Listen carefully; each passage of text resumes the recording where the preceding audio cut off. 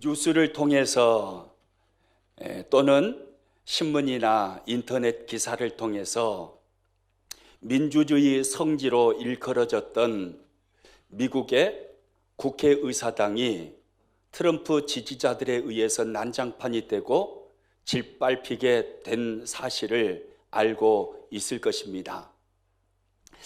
이 사건은 권력의 탐욕을 버리지 못하고 선거의 패배를 인정하지 않아 자신의 지지자들을 결집을 하고 충동질하여서 청교도 신앙으로 세워진 미국이라는 그 나라에 또 하나의 큰 오점을 남겨버린 트럼프 대통령의 참 잘못된 모습이었음을 우리는 알고 있지요. 이 사건을 보면서 참 안타까운 마음이 들었어요. 트럼프 대통령을 바라보는 안타까운 마음. 끝이 아름답지 못한 그 모습을 보면서 참 안타까운 마음이 생기더라고요.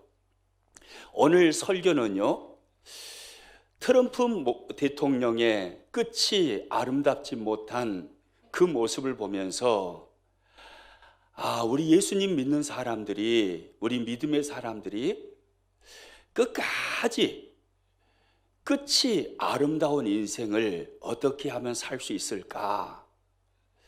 마지막 호흡이 멈추는 순간까지 어떻게 하면 하나님 앞에 끝까지 귀한 사람으로 쓰임받을 수 있을까? 이런 고민 속에서 준비된 설교입니다. 여러분, 우리 예수님 믿는 사람들은 어떻게 끝이 아름다운 인생을 살 수 있을까요? 마지막 죽음의 문턱을 넘어서는 순간까지 어떻게 하면 하나님 앞에 아름다운 인생으로 쓰임받는 삶을 살 수 있을까요? 연예인들을 보면요, 혜성처럼 나타났다가 혜성처럼 사라지는 스타들이 참 많습니다. 반짝 스타라고 하지요. 옛날에는 오랜 시간에 걸쳐서 인기 스타들이 배출되었지만 요즘에는 한 편의 드라마를 통해서 또는 한 편의 영화를 통해서 또는 한 번 부른 노래를 통해서 스타의 반열에 오르는 연예인들이 참 많죠. 그러나 그들 중에 많은 경우는 경쟁력이 약하다 보니까 이렇게 중도에 하차가 되고 스타의 자리에서 이렇게 사라지는 그런 경우도 상당히 많습니다. 스포츠 스타도 마찬가지입니다. 한때는 팬들의 마음을 다 사로잡는 사랑받는 스포츠 스타였는데 자기 관리를 잘못함으로 사라져버리는 안타까운 스타도 있지요. 저는 야구를 참 좋아합니다. 야구 선수 중에 강정호라는 이름을 가진 선수가 있습니다. 이 선수는 미국 프로야구인 메이저리그에 진출하여서 피츠버그라는 구단에서 맹활약을 펼쳤습니다. 그래서 수많은 팬들의 사랑을 독차지했고 돈과 명예를 한 손에 거머쥐는 선수가 되었습니다. 그런데 자기 관리를 잘못한 것입니다. 자기 관리를 잘못하여서 음주운전을 하였고 그로 인해서 순간적으로 뺑소니를 치므로 그렇게 쌓아놓았던 모든 것이 한순간에 물거품이 되어버린 그런 안타까운 모습, 그런 안타까운 모습을 우리가 보게 되는 거죠. 성경에도 보면요, 이렇게 반짝 스타들이 참 많이 나옵니다. 처음에는 멋지게 화려하게 시작했는데 나중에는 참 안타까운 모습으로, 불행한 모습으로, 비천한 모습으로 끝나버리는 반짝 스타와 같은 그런 사람들이 성경을 보아도 참 많이 나오더라고요. 대표적인 사람이 사울 왕이죠. 처음에는 겸손하게 시작합니다. 화려하게 시작합니다. 그런데 끝이 불행하게 끝나버리죠. 솔로몬도 마찬가지입니다. 처음에는 화려하게 시작하였습니다. 그런데 마지막이 불행이 되어버렸습니다. 기드온도 마찬가지입니다. 처음에는 좋은 모습으로 시작되었습니다.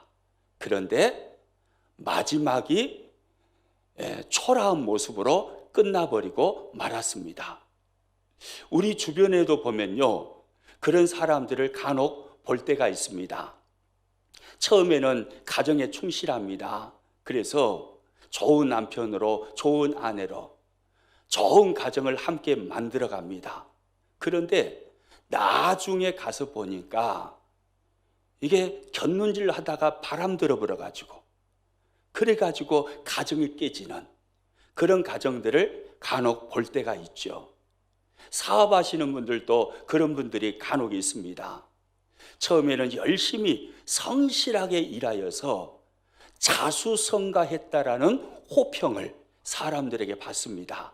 그런데 나중에 가서 보니까 그 욕심을 버리지 못해서 사람들의 구설수에 오르게 되고 추한 모습으로 인생을 끝내버리는 그런 안타까운 모습이 참 많습니다. 처음에 그렇게 화려하게 시작했는데 나중에 참 초라한 모습으로 끝나버리는, 끝이 아름답지 못한 인생, 그런 인생을 보면 참 안타깝다라는 생각이 들잖아요. 그런데 성경을 보면요, 반대로 처음은 미약한 모습으로, 초라한 모습으로, 별 볼 일 없는 모습으로, 사람들에게 손가락질 당하는 모습으로 시작되었지만 나중에 아름답고 나중에 화려한 인생을 살아갔던 사람들도 참 많습니다. 여러분, 대표적인 인물 한 사람을 들라고 한다면 저는 기생 라합을 들고 싶습니다. 기생 라합, 그의 처음의 모습은 사람들에게 손가락질 당하는 모습이었습니다. 그런데 나중의 모습을 보니까 하나님의 백성들을 살리고 복되게 하는 자리에서 쓰임받습니다. 그리고 다윗 왕의 고조모로 쓰임받게 되고 예수님의 족보에 등장하는 인물이 되기도 하지요. 처음에는 초라하게 시작되었는데 나중의 모습은 영광스러운 모습으로 끝나는 모습, 너무 아름답지 않습니까? 통계에 의하면요, 우리는 많은 사람들, 우리는 대부분 하나님 앞에 끝까지 쓰임받기를 원하잖아요. 처음이 화려할 것인가 나중이 화려할 것인가, 둘 중에 하나를 선택하라고 한다면 우리는 대부분 둘 중에 하나만 선택해야 된다고 하면 나중을 선택할 겁니다. 처음은 조금 부족하고 미약했을지라도 나중이 화려한 모습, 이런 모습을 우리 믿음의 사람들은 대부분 꿈꾸게 될 것입니다. 그런데 통계에 의하면요, 그 반대입니다. 20대에 하나님 앞에 화려하게 쓰임받았던 사람들, 열정적으로 젊은 날에 하나님 앞에 쓰임받았던, 처음이 화려했던 사람들, 그런데 나중에 가서 보니까 그 20대의 젊은 날에 열정적으로 쓰임받았던 사람들이 10명이었다면 9명은 다 낙오돼 버리고 한 명만 마지막까지 아름다운 모습으로 끝까지 하나님 앞에 참 귀한 제목으로 쓰임받고 있더라는 것입니다. 오늘 예배를 드리는 우리 모두는 그 한 사람이 될 수 있기를 축복합니다. 처음은 화려하게 시작되었는데 낙오되어 버린 9명이 아니라 마지막까지 아름다운 인생으로 남는 사람, 끝까지 호흡이 멈춰지는 그 순간까지 하나님 앞에 참으로 복되게 쓰임받는 사람, 우리 모두가 그런 사람 되었으면 참 좋겠습니다. 마지막 강의로 유명해졌던 랜디 포시라는 교수님이 있습니다. 카네기 멜론 대학의 컴퓨터공학 교수님입니다. 이분은요, 췌장암에 걸렸습니다. 말기암 환자가 되었습니다. 그리고 급기야 마지막 강의를 하게 되었습니다. 많은 동료 교수님들과 학생들을 자리에 앉혀놓고 단에 올라서 마지막 강의를 하는 것입니다. 이분이 마지막 강의를 했던 내용이 좌절하지 않고 남은 시간을 어떻게 지낼 수 있는가에 대한 내용이었고, 다른 사람들이 꿈을 이룰 수 있도록 돕는 방법이 무엇인지, 아이들에게 어떤 지혜를 남겨줘야 하는지에 대하여서 강의했다고 합니다. 처음에는 웃음으로 시작되었는데, 그렇게 웃음으로 시작된 강의가 마지막에는 울음바다로 끝났습니다. 그의 마지막 강의는 그러나 오늘을 힘겨워하는 많은 사람들에게 내일을 살아갈 용기를 심어주었고, 자신도 모르게 잃어버렸던 어린 시절의 소중한 꿈들을 되찾게 해준 강의였다는 거예요. 마지막까지 강단에 서서 사람들에게 희망을 심어주고, 잃어버린 꿈을 찾아주고, 살아가는 지혜를 심어줬던 이 랜디 포시, 이 교수님의 이 모습은 참 마지막에 아름다운 인생이 어떤 사람인가를 우리들에게 거울처럼 보여주는 모습인 것 같습니다. 우리 한국교회 개신교에서 105세의 가장 고령의 나이로 세상을 떠나신 방지일 목사님이라는 분이 계십니다. 이 방지일 목사님은요, 100세가 되었을 때도 새벽 3시에 일어나서 설교 준비를 하셨다고 그래요. 그리고 이메일을 확인하셨다고 그럽니다. 이 방지일 목사님은 내가 닳아져서 없어질지언정 녹슬어져 없어지는 인생이 되기를 원치 않는다라는 그런 신념으로 100세가 넘는 그 나이에도 날마다 청년처럼 인생을 살았다는 거예요. 마지막 끝이 아름다운 인생이지요. 10여일 전 12월 30일 날에 한국기독공보에 2년 전에 우리 교회에 오셔서 설교하신 목사님이에요. 2년 전 어버이 주일에 우리 교회에 오셔서 설교하셨던 온규열 목사님 기사가 나왔더라고요. 그 기사 내용을 보니까요, 이 온규열 목사님이 80대 고령의 나이임에도 불구하고 외국어 영어 행정사 시험에 합격을 한 내용이에요. 대단하잖아요. 은퇴하셨고 80대 고령입니다. 그런데 끝까지 공부를 놓지 않고 계속 공부해서 외국어 영어 행정사 시험에, 참 어렵다고 하더라고요. 이야기를 들어보니까 이 시험이요. 근데 그 시험에 합격한 거예요. 신문에 보니까 이 온규열 목사님이 그런 포부를 밝히고 있는 것을 보았습니다. 코로나19로 불안한 세상 속에서 노송은 변함없이 푸르고 푸르러 신선한 산소와 생명을 전해주는 꽃을 피우고 싶다. 너무 멋지잖아요. 끝이 아름다운 인생, 마지막이 아름다운 인생, 멋진 본을 보여주시는 참 귀한 목사님이신 것 같아요. 오늘 저는 성경을 통해서요, 끝이 아름다운 인생을 살았던 또 한 사람을 여러분에게 소개하고 싶습니다. 그 사람은 바로 모세입니다. 누구라고요? 모세입니다.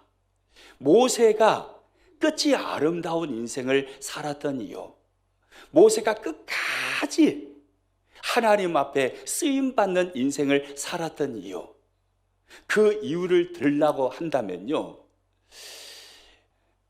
40년, 인생 후반전 40년을, 아니 인생 중반전이겠네요, 중반전 40년을 미디안 광야에서 그렇게 살잖아요.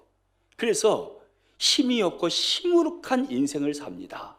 그런데 그가 인생의 후반전에 하나님께로부터 부름받아서 새로운 인생에 도전함으로 이스라엘 백성들을 출애굽시켰기 때문에, 그래서 모세는 끝이 아름다운 인생이다 이렇게 말할 수도 있겠지만, 더 모세 인생을 끝이 아름다운 인생으로 만드는 더 중요한 이유가 있습니다.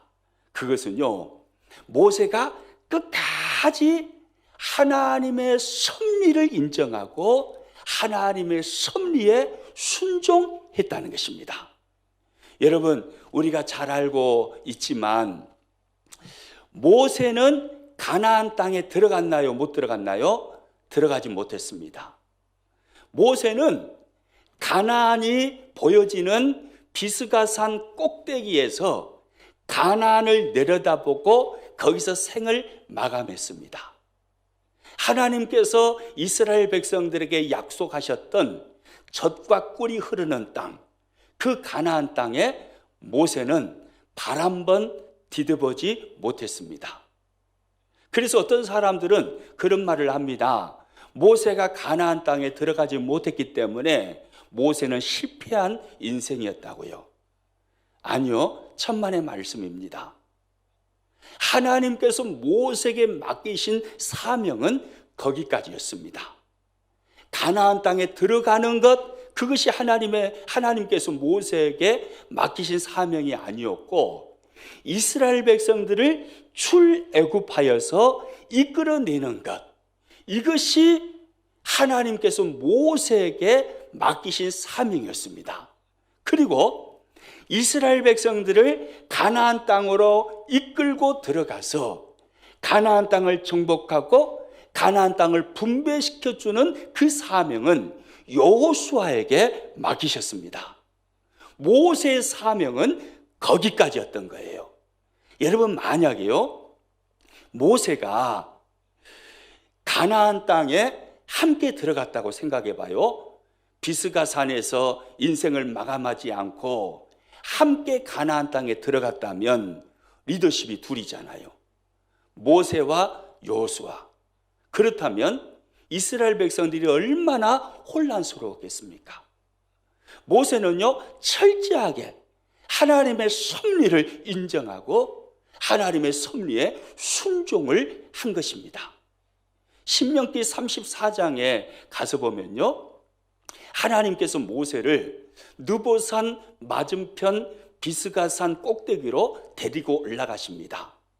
그리고 그곳에서 가나안 땅을 보여주십니다. 모세야, 너의 눈앞에 보이는 저 땅이 내가 아브라함과 이삭과 야곱에게 약속한 젖과 꿀이 흐르는 그 가나안 땅이야. 하나님의 이 음성을 들었을 때 모세의 마음이 얼마나 뛰었을까요? 와, 하나님, 바로 저 땅이었네요. 야, 하나님 너무 아름다워요. 모세의 가슴이 부풀었을 것이고 아마 뛰었을 것입니다. 그런데 그때 하나님은 모세에게 이런 말씀을 하십니다. 신명기 34장 4절 말씀입니다. 이는 내가 아브라함과 이삭과 야곱에게 맹세하여 그의 후손에게 주리라 한 땅이라. 내가 내 눈으로 보게 하였거니와 너는 그리로 건너가지 못하리라. 너는 그리로 건너가지 못하리라. 하나님의 이 음성을 들었을 때 모세의 마음이 복잡하지 않았을까요? 혹 이런 생각은 안 들었을까요? 하나님, 너무 하시는 것 아닙니까? 지팡이로 반석을 2번 쳤다고 온 세상에, 그래도 그렇지 눈앞에 가나안 땅을 보여주시면서 들어가지 못하게 하시는 것은 무엇입니까? 하나님 너무하는 것 아니십니까? 라고 모세가 항변했다라는 구절이 성경에는 없습니다. 모세는 어떠한 항변도 하지 않습니다. 철저하게 하나님의 섭리를 받아들이고 하나님의 섭리에 순종하는 것입니다. 모세야, 너의 사명은 여기까지야. 너는 여기 비스가 산에서 인생을 마감해야 돼. 너의 사명은 여기까지야. 하나님의 그 섭리의 말씀 앞에 모세는 순종하는 거예요. 성경을 보니까 120세가 되었을 때까지 모세는 기력이 쇠하지 아니하고 눈이 뭐 했다고 합니까? 흐려지지 않았다고요. 저는 금년에 보니까 오메 벌써 2 먹어버렸네요. 52인데 벌써 눈이 쇠해가지고 안경 쓰고 다니잖아요. 근데 이 모세 할아버지는요, 120세가 되었는데도 눈이, 시력이 약해지지 않은 거예요. 대단한 건강이잖아요. 아직도 얼마든지 그 건강 가지고 가나안 땅에 들어가서 리더십을 발휘할 수 있고 얼마든지 정복 사업을 펼쳐갈 수 있다라는 생각도 들었을지 모릅니다. 그런데 모세는 철저하게 하나님의 섭리를 받아들이고 하나님의 섭리를 인정하고 하나님의 섭리에 순종하는 것입니다. 모세야, 너의 사명은 여기까지야. 그렇게 하나님께서 말씀하실 때 아멘, 제 사명은 여기까지입니다. 여기에서 저희 인생을 마감하겠습니다. 너무 멋지잖아요. 트럼프 대통령과는 사뭇 다른 모습이죠. 여러분, 끝이 아름다운 인생, 모세는 그 인생을 살았습니다. 그러면 처음에 던졌던 질문으로 다시 돌아가 봅니다. 어떻게 하면 우리는 끝이 아름다운 인생을 살 수 있을까요? 마지막 호흡이 다하는 순간까지, 죽음의 문턱에 서 있는 순간까지 변질되지 아니하고 20대에 10명이 하나님 앞에 열정적으로 하나님의 영광을 위해서 복된 모습으로 쓰임받았다면 통계적으로 1명만 마지막까지 남는다고 그러잖아요. 어떻게 하면 나는 변질되지 아니하고 처음보다 나중에 더 좋은 모습, 어떻게 하면 끝이 아름다운 모습, 어떻게 하면 변함없이 하나님 앞에 아름다운 모습으로 쓰임받는 그런 인생, 어떻게 하면 살아갈 수 있을까요? 성경을 보면서요, 모세의 일생 속에서 그 답을 찾습니다. 모세의 일생 속에서 우리는 이런 답을 내릴 수가 있습니다. 끝까지 하나님과 뭘 하라고요? 친밀하십시오. 이것이 답입니다. 끝이 아름다운 인생, 마지막 순간까지 변질되지 아니하고 하나님 앞에 쓰임받는 인생, 그런 인생으로 남기를 원한다면 하나님과 친밀함을 유지해야 합니다. 끝까지 하나님과 친밀한 관계 속에서 신앙생활을 하자 이 말입니다. 그러면요, 우리는 변질되지 않습니다. 모세가 그랬거든요. 오늘 본문 말씀 봐보세요. 오늘 본문 출애굽기 33장 11절입니다. 우리 같이 읽습니다. 사람이 자기의 친구와 이야기함 같이 여호와께서는 모세와 대면하여 말씀하시며 모세는 진으로 돌아오나 눈의 아들 젊은 수종자 여호수아는 회막을 떠나지 아니하니라. 사람이 자기의 누구와 이야기함 같이요? 친구와 이야기함 같이 하나님은 모세와 대면하셨다라고 말씀합니다. 여러분, 친구, 참 친근감이 있는 단어잖아요. 친구처럼 우리들에게 친근감을 주는 단어가 또 있을까요? 하나님은 모세를 대면하실 때 친구처럼 대면하시며 모세와 이야기하셨다는 거예요. 하나님은 모세를 늘 친밀한 존재로 여겨주셨다는 거죠. 여러분, 하나님께서 모세를 어느 정도 친밀한 관계로 여기시면서 모세를 친구처럼 여겨주셨을까요?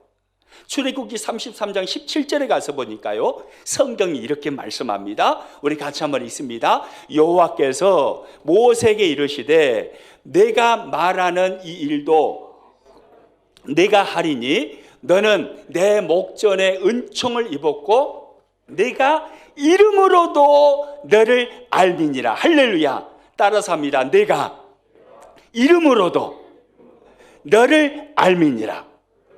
하나님께서 하나님의 은총을 구하며 기도하는 모세에게 말씀합니다. 내가 무엇으로도 너를 알미라고 합니까? 이름으로도 너를 알미라. 이게 대단한 의미가 있어요. 내가 이름으로도 너를 알미라. 여러분, 이름이라는 이 말은요, 인격을 대변하는 단어입니다. 그러니까 하나님께서 내가 이름으로도 너를 알미라 라고 말씀하신 것은, 모세야, 내가 너를 전인격적으로 모든 것을 내가 안다. 너의 모든 형편, 너의 마음, 너의 환경, 너의 상태, 모든 것을 내가 다 안다. 이렇게 하나님이 말씀을 하신 것입니다. 하나님은 모세의 성격과 기질을 아셨습니다. 하나님은 모세가 무엇 때문에 힘들어서 하나님의 은총을 구하며 기도하고 있는지를 하나님은 다 아셨습니다. 모세의 아픔이 무엇이며, 모세의 상처가 무엇이며, 모세가 두려워하는 것이 무엇이며, 이스라엘 백성들을 향하여 모세가 실망한 것이 무엇인지 하나님은 다 아신 것입니다. 모세야, 나는 너의 이름으로도 내가 다 안다. 너의 전인격적으로 너의 모든 것을 다 안다. 하나님은 이렇게 모세를 친구처럼 여겨주셨습니다. 여러분, 그렇습니다. 이 하나님이 오늘 저와 여러분이 믿는 하나님이심을 믿으시기 바랍니다. 모세를 친구처럼 여겨주시면서 이름으로도 모세를 안다라고 말씀하신 하나님은 오늘 저와 여러분을 향해서도 동일하게 말씀하십니다. 평안교회 아무개야, 내가 이름으로도 너를 다 아노라. 무슨 말입니까? 너의 성격, 너의 기질 다 안다. 너의 기도 제목 다 안다. 너의 마음의 아픔, 너의 마음의 상처 내가 다 안다. 너의 환경이 얼마나 어려운지 내가 다 알고 있어. 코로나 때문에 얼마나 눈물 흘리는 삶을 살고 있는지 내가 다 알고 있어. 남들 앞에서는 웃고 있지만 너의 마음에 흐르는 눈물을 나는 다 알아. 이것이 바로요, 이름으로도 안다라는 의미입니다. 하나님은 오늘 우리들에게도 말씀하시는 겁니다. 아무개야, 내가 너의 이름으로도 다 알고 있어. 할렐루야. 여러분, 이 하나님을 친밀히 여기시면서 이 하나님과 늘 가까이 지내시는 저와 여러분 될 수 있기를 축복합니다. 모세는 이 하나님과요, 친밀함을 누리는 삶을 살았습니다. 이름으로도 자신을 알아주시고 친구처럼 대변해 주시는 그 좋으신 하나님을 모세는 늘 친밀하게 여기면서 그 하나님과 동행하는 삶을 살았던 것입니다. 여러분, 성경을 봐보세요. 모세, 그가 하나님 앞에 참으로 귀한 인물로 쓰임받았지만 그에게 어려움이 없었나요? 아닙니다. 그에게 많은 인생의 위기가 찾아왔습니다. 인생의 고난들이 많이 찾아왔습니다. 그런데 놀라운 것은요, 그 수많은 인생의 문제, 위기와 고난, 그것이 찾아왔을 때 모세는 자신을 이름으로도 아시면서 친구처럼 대면해 주시는 그 하나님 앞에 나아가서 하나님 앞에 기도의 무릎을 꿇고 기도를 통해서 하나님과 동행하였다라는 사실입니다.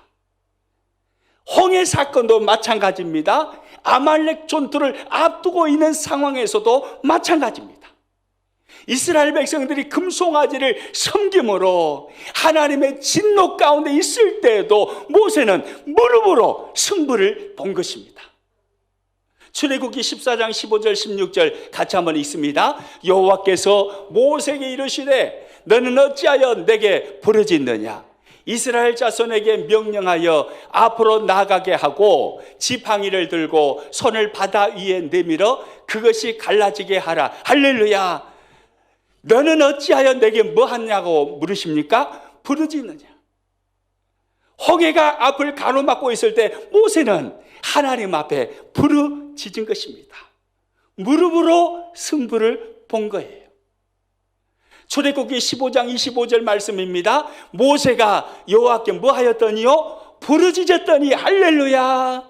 출애굽기 17장 4절 말씀입니다. 모세가 여호와께 뭐 하여요? 부르짖어 이르되 할렐루야. 여러분 그렇습니다. 모세는요, 인생의 문제를 만났을 때, 위기를 만났을 때, 인생의 고비가 찾아왔을 때 그는요, 기도의 무릎으로 하나님과 동행하는 삶을 살았습니다. 기도의 무릎을 통해서 하나님과 친밀함을 계속해서 유지해 간 것입니다. 여러분 이것이 바로 모세가 끝까지 하나님께 쓰임받을 수 있었던 비결이었던 거예요. 마지막이 아름다운 인생, 끝이 아름다운 인생, 호흡이 멈추는 순간까지 하나님의 사명의 자리에서 쓰임받는 인생, 모세가 그런 인생을 살 수 있었던 것은 그 하나님과 친밀함을 유지하면서 마지막까지 하나님과의 친밀함을 누리는 삶을 살았기 때문에 그런 모습이 가능했다 이 말입니다. 여러분 생각해 보면요, 피조물인 우리 인간이요, 하나님과 친밀한 관계를 누리며 살 수 있다는 것은요, 이건 어마어마한 특권이고 축복입니다. 어떤 종교에도 이런 것은 없습니다. 전능하신 하나님, 만왕의 왕이신 하나님, 온 세상의 주인 되신 하나님, 지극히 크고 위대하신 하나님, 그 하나님과 친밀함을 누리며 살 수 있는 이 특권, 여러분 이 특권을 누리시기를 축복합니다. 할렐루야. 그런데요, 예수님을 믿고 신앙생활을 한다고 해서 모두가 똑같은 하나님과의 친밀함을 누리는 것은 아닙니다. 모세 시대를 보아도 알 수 있습니다. 모세는요, 산 꼭대기까지 올라가서 하나님과 친밀함을 누리는, 하나님과 교제를 누리는 삶을 삽니다. 그런데 70인 장로는 산 중턱에 머무릅니다. 거기에서 하나님의 음성을 듣습니다. 그리고 일반 백성들은 산 아래에 머무릅니다. 산 아래에 머물면서 거기서 하나님의 음성을 듣는 것입니다. 저와 여러분, 어차피 신앙생활을 한다면 모세처럼 산 꼭대기에 이르러서 하나님과 친밀함을 누리는 하나님의 백성이 될 수 있기를 축복합니다. 할렐루야. 우리 옆에 계신 분들 서로 보면서 그렇게 이야기합니다. 우리 모세처럼 하나님과 친밀함을 누립시다. 아멘입니까? 모세처럼 하나님과 친밀함을 누리는 거예요. 국어사전에 보니까요, 이 친밀이라는 단어를 이렇게 정의를 하고 있는 것을 보았습니다. 지내는 사이가 매우 친하고 가까움. 그러니까 하나님과 친밀하다 이 말은요, 하나님과 지내는 사이가 매우 가깝고 친하다 이 말입니다. 더 이렇게 짧게 표현을 한다면 하나님과 친밀하다는 것은 하나님과 가까이 지낸다 이 말이에요. 아멘입니까? 하나님과 늘 가까이 지내는 거예요. 여러분, 기도를 통해서 모세처럼 하나님과 가까이 지내시기를 축복합니다. 늘 성경을 펴고 말씀을 통해서 하나님의 음성을 접함으로 하나님의 말씀을 읽음으로 하나님과 가까이 지내시기를 축복합니다. 예배를 소중히 여기면서 늘 예배 가운데 나아감으로 예배 가운데 임재하시는 하나님과 늘 가까이 지내시기를 축복합니다. 2021년 코로나가 아직 끝나지 않았습니다. 힘겨운 시대를 살아가지만 그러나 입술에 찬송을 담아놓고 늘 전능하신 하나님, 이 어두움 가운데서 건져내실 주님을 늘 노래함으로 하나님과 가까이 하는 삶을 살아가시기를 축복합니다. 하나님과 가까이 하는 것, 이것이 하나님과 친밀한 삶을 살아가는 것입니다. 그런데 놀라운 것은요, 성경을 자세히 보시면 축복의 기준과 저주의 기준, 여러분 축복의 기준과 저주의 기준이 무엇이라고 생각하십니까? 성경을 자세히 보시면요, 축복의 기준은 하나님을 가까이 하는 거예요. 저주의 기준은 하나님과 멀어지는 것입니다. 이게 축복과 저주를 나누는 것입니다. 시편 73편 27절 한번 같이 읽습니다. 무릇 주를 멀리하는 자는 망하리니 음녀같이 주를 떠난 자는 주께서 다 멸하셨나이다. 무릇 주를 뭐 하는 자요? 멀리하는 자는 뭐 한다고 합니까? 망한다고 그래요. 주를 멀리하는 자는 망하리니, 장사가 안 돼서 망하는 게 아닙니다. 사람들이 잘 붙지 않아서 망하는 게 아닙니다. 하나님을 멀리하는 것이 곧 망하는 지름길로 간다 이 말이에요. 하나님을 멀리하면 망하게 된다. 이것이 성경이 저주를 말하는 기준인 것입니다.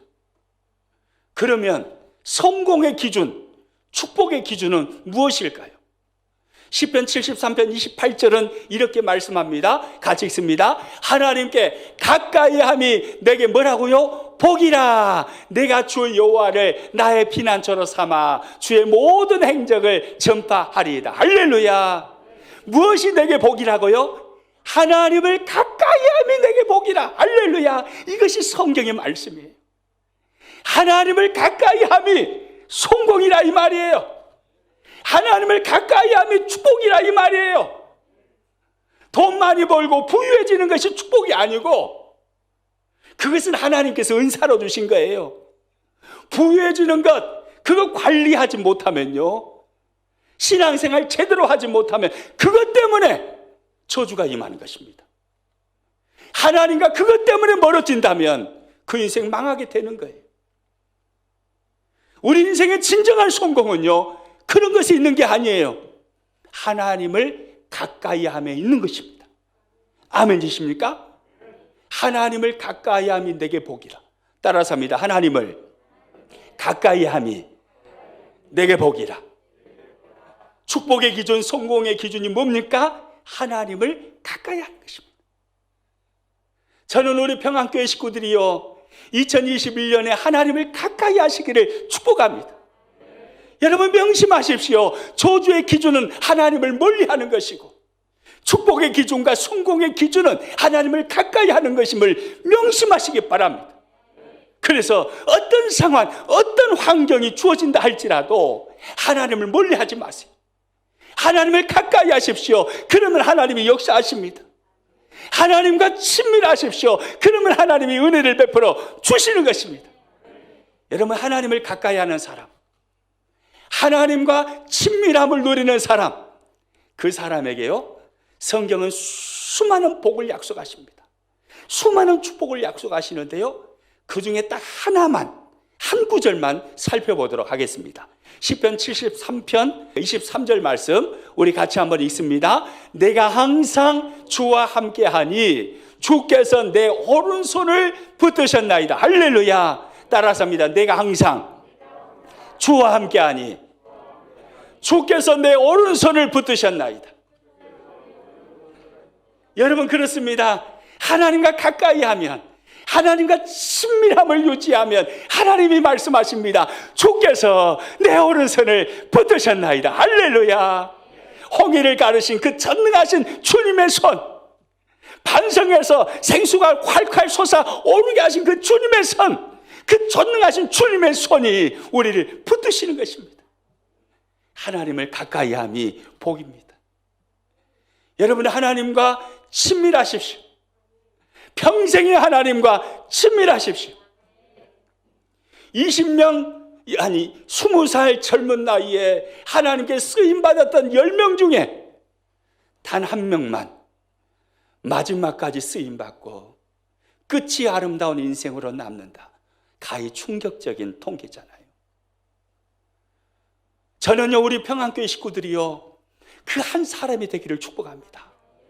마지막까지, 마지막 호흡이 멈추는 순간까지 젊은 날에 화려하게 쓰임받았는데 나중이 불행한 인생이 아니라, 끝이 불행한 인생으로 마무리되는 게 아니라 마지막 호흡을 멈추는 순간까지 모세처럼 그 비스갈산 올라가는 그 순간까지 쓰임받았던 그 모세처럼 마지막 순간까지 쓰임받는 사람, 끝이 아름다운 사람, 여러분, 이 사람 될 수 있기를 축복합니다. 답은 하나입니다. 하나님과 무엇을 유지하라고요? 친밀함. 끝까지 하나님과 친밀함을 유지하는 겁니다. 하나님은 우리를 친구처럼 대면해 주시는 하나님, 그 좋으신 하나님 앞에 여러분 늘 기도로 나아가십시오. 성경을 붙들고 나아가십시오. 예배의 자리로 나아가십시오. 찬송의 자리로 나아가십시오. 그래서 하나님과 가까이 지내십시오. 하나님과 친밀하십시오. 그러면요, 우리 모두 인생의 끄트머리에서 호흡이 멈추는 순간에 하나님을 두 손 들고 찬송하면서 마지막 숨을 쉬게 될 것입니다. 우리 그런 멋있는 인생 꿈꿨으면 좋겠습니다. 할렐루야.